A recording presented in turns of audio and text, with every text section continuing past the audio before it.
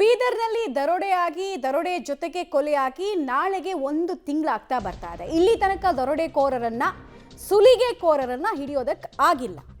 ದರೋಡೆಕೋರರ ಗುರುತುವನ್ನ ರಾಜ್ಯ ಸರ್ಕಾರ ಪತ್ತೆ ಹಚ್ಚಿದೆ ಅನ್ನೋದು ಸಮಾಧಾನ ಪಡ್ಕೊಳ್ಬೇಕಾದ ವಿಚಾರ. ನಮಗೆ ನಾವೇ ಸಮಾಧಾನ ಪಡ್ಕೊಳ್ಬೇಕಾದ ವಿಚಾರ.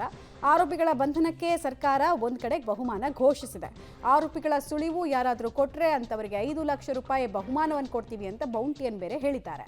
ಆರೋಪಿಗಳ ವಾಂಟೆಡ್ ಪೋಸ್ಟ್ ಅನ್ನ ಕೂಡ ಬೀದರ್ ಪೊಲೀಸರು ಹಚ್ಚಿದ್ದಾರೆ. ಬಟ್ ಇಲ್ಲಿ ತನಕ ಯಾವುದೇ ಪ್ರಗತಿ ಸಿಕ್ಕಿಲ್ಲ. ಕೇವಲ ಕ್ಲೂ ಇದೆ ನೋಡಿ, ಇವರೇ ಆರೋಪಿಗಳು ಅಂತ ವಾಂಟೆಡ್ ಲಿಸ್ಟ್ ಅನ್ನ ಗಮನಿಸ್ತಾ ಇದ್ದೀರಾ.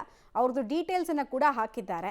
ಯಾರಾದರೂ ಇವ್ರು ಎಲ್ಲಿದ್ದಾರೆ, ಹೈಡ್ಔಟ್ ಪ್ಲೇಸ್ ಯಾವುದು ಅಂತ ಏನಾದರೂ ನಮಗೆ ಸಹಾಯ ಮಾಡಿದ್ರೆ 5 ಲಕ್ಷ ಬಹುಮಾನವನ್ನು ಘೋಷಿಸಿದ್ದಾರೆ. ಬಟ್ ಇಲ್ಲಿ ತನಕ ಆ ರಿವಾರ್ಡ್ಗೆ ಸಂಬಂಧಪಟ್ಟಂತೆ ಯಾವುದೇ ಕಾಲ್ಗಳು ಫಲಪ್ರದ ಆಗಿಲ್ಲ. ತುಂಬ ಜನ ಕಾಲ್ ಮಾಡಿರ್ತಾರೆ, ಮಾಡಿಲ್ಲ ಅಂತಲ್ಲ, ಬಟ್ ಅವ್ರು ಕೊಟ್ಟಂತಹ ಹಿಂಟು ವರ್ಕೌಟ್ ಆದಂಗೆ ಕಾಣಿಸ್ತಾ ಇಲ್ಲ.